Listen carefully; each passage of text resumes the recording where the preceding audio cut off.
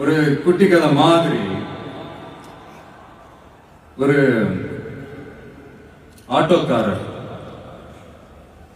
ஒரு கர்ப்பிணி பெண்ணை ஆட்டோல ஏத்திக்கிட்டு ஹாஸ்பிட்டலுக்கு போறாங்க.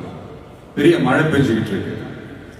அப்ப அவர்கிட்ட இருந்த அந்த கொடைய அந்த கர்ப்பிணி பெண்ணை கிட்ட கொடுத்துட்டு இதை எடுத்துக்கிட்டு போமா அப்படின்னு சொல்றாங்க. அப்ப அந்த பொண்ணு சொல்றாங்க, ஆனா இது எப்படி நான் உங்ககிட்ட நான் திருப்பி கொடுக்கறது? அதுக்கு அந்த ஆட்டோக்காரர் சொல்றாரு, வேற யாருக்காவது தேவைப்படுறவங்களுக்கு கொடுத்துருமா அப்படின்னு சொல்லிட்டு அவர் போயிடுறாரு. அந்த கர்ப்பிணி பெண் அந்த கொடையை எடுத்துக்கிட்டு ஹாஸ்பிட்டல் வாசலுக்குள்ள போகும்போது அந்த வாசல்ல ஒரு பெரியவர் மழைக்கு பயந்துக்கிட்டு அப்படியே கை கட்டிக்கிட்டு நின்றுட்டு இருக்கிறாரு. அந்த கர்ப்பிணி பெண் அந்த கொடைய அந்த பெரியவர்கிட்ட கொடுத்து, ஐயா இதை எடுத்துட்டு போங்க ஐயா அப்படின்னு சொல்றாங்க. அதுக்கு அந்த பெரியவர் இதே மாதிரி கேட்கிறாரு, அம்மா நீங்க யாருன்னு எனக்கு தெரியாது, எப்படிமா இந்த கொடையை நான் திருப்பி உங்ககிட்ட கொடுக்கறது? அதுக்கு அந்த பொண்ணு சிரிச்சுக்கிட்டே சொல்றாங்க, வேற யாருக்காவது தேவைப்படுறவங்களுக்கு கொடுத்துருங்க ஐயா அப்படின்னு சொல்லிட்டு போயிடுறாங்க.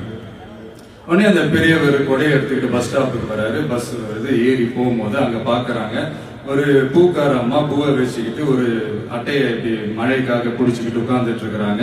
பெரியவர் போய் அந்த கொடையை அந்த பூக்கார அம்மா கிட்ட கொடுத்துட்டு அவர் பஸ் ஏறி போயிடுறாரு. பூக்காரம்மா அந்த கொடையை எடுத்துக்கிட்டு வீட்டுக்கிட்ட வரும்போது அங்க ஒரு ஸ்கூல் படிக்கிற பொண்ணு பேக் எல்லாம் மாட்டிக்கிட்டு மழையில ஓடி வர்றாங்க. அவங்க போய் அந்த ஸ்கூல் பொண்ணு கிட்ட கொடையை கொடுத்துட்டு, மழையில நனையாதம்மா இதை எடுத்துக்கிட்டு போங்க அப்படின்னு சொல்றாங்க. அந்த பொண்ணு தேங்க்ஸ் அப்படின்னு சொல்லிட்டு வீட்டுக்கிட்ட வரும்போது அந்த பொண்ணோட அப்பா பதட்டத்தோட வாசல்ல நின்றுட்டு இருக்கிறாரு. பொண்ணு மழையில நனைஞ்சுக்கிட்டு வரணுமே அப்படின்ட்டு. அந்த அப்பா வேற யாரும் இல்ல, அந்த ஆட்டோக்காரர்.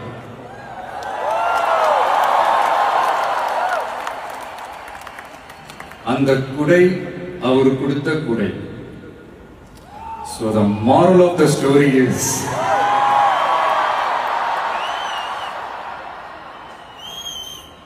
முடிஞ்ச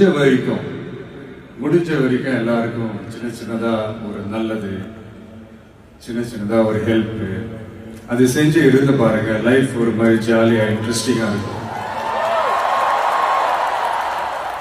ஒரு ஃபேமஸ்